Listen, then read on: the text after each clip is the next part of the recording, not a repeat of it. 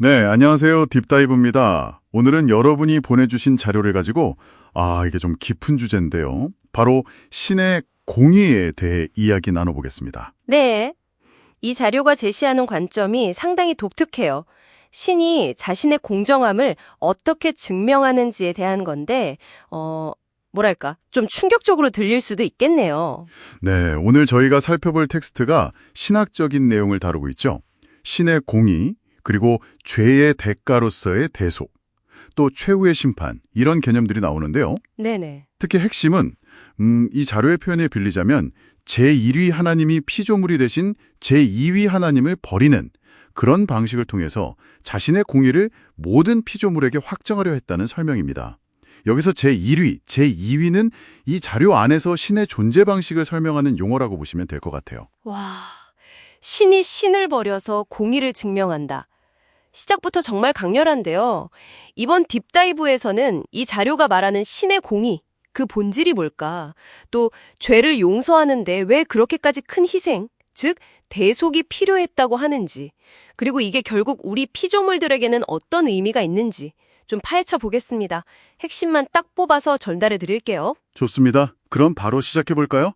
앞서 잠깐 얘기했지만 이 자료의 가장 파격적인 부분, 제1위 하나님이 피조물이 된 제2위 하나님을 버림으로써 공의를 증명하려 했다.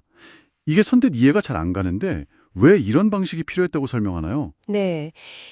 이 자료에 따르면요. 가장 큰 이유는 신이 자신의 법, 그러니까 계명을 얼마나 절대적으로 지키는지, 또 그에 따른 심판이 정말 누구에게나 예외 없이 공정하다는 것을 피조물들이 의심할 여지 없이 확실히 알게 하기 위함이라는 거예요.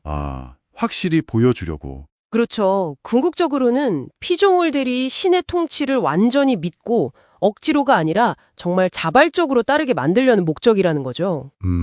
그러니까 신에게 가장 소중한 존재, 사실상 자기 자신이나 다름없는 존재조차도 예외가 될 수 없다. 이걸 보여줌으로써 공의가 얼마나 절대적인지를 각인시키려는 의도로 보입니다. 절대적인 신뢰를 위한 절대적인 증명. 정말 극단적이면서도 어떻게 보면 논리적이네요. 그럼 다음으로 죄 용서를 위한 대가에 대한 설명은 어떤가요? 이 부분도 상당히 인상 깊었거든요. 죄를 용서받으려면 반드시 그에 상응하는 대가가 필요하고 그 궁극적인 대가가 바로 신 자신이었다는 거잖아요. 맞습니다.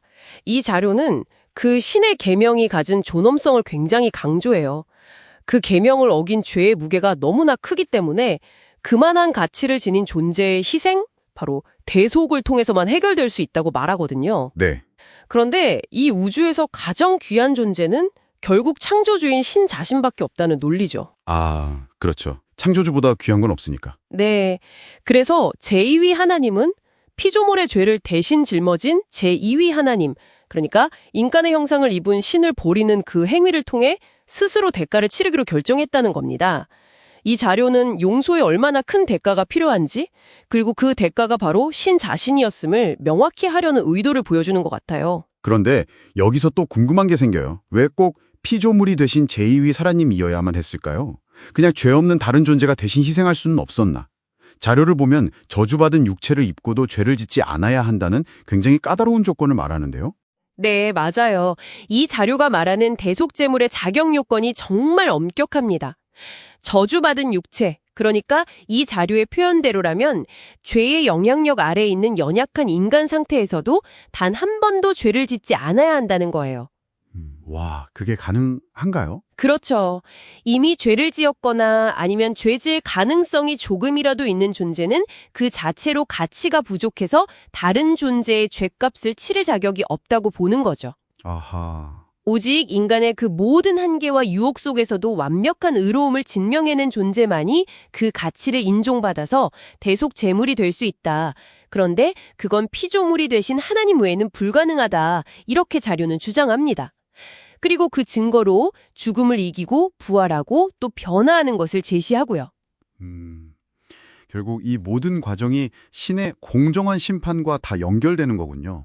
특히 그 심판의 전 과정을 모든 피조물에게 투명하게 공개한다는 점이 좀 눈에 띄었어요. 맞습니다. 이 자료에서는 신이 각 피조물이 행한 모든 일들, 선한 일이든 악한 일이든 하나도 빼놓지 않고 전부 다 공개하고 그 행위에 따라 정확하게 또 공정하게 심판할 거라고 설명해요. 모든 걸 다요? 네, 이렇게 심판 과정을 공개하는 이유는 피조물들이 신의 최종 판결에 대해서 예를 들어 죄인을 영원히 벌하는 것처럼 좀 가혹해 보일 수 있는 그런 심판에 대해서도 오해하거나 불신하지 않도록 하기 위해서라는 거죠.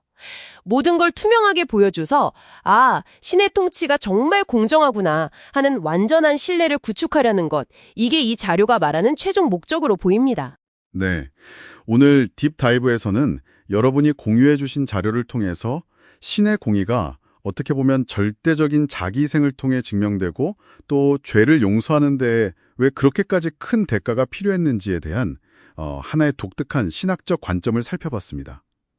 제1위 하나님과 피조물이 되신 제2위 하나님이라는 그 관계 설정을 통해서 공의와 통치에 대한 피조물의 완전한 신뢰를 얻으려는 신의 의도를 엿볼 수 있었네요. 네. 신의 공의, 대소, 심판이라는 이 무거운 주제들에 대해 굉장히 구체적이면서도 일관된 논리를 보여주는 자료였어요.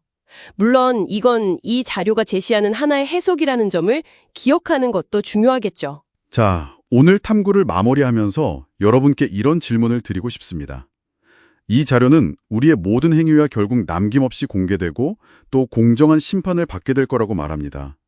만약 이것이 사실이라면 이런 관점이 여러분 각자의 삶에서 내리는 선택들 그리고 그 책임감에 대해 어떤 생각을 하게 만드나요?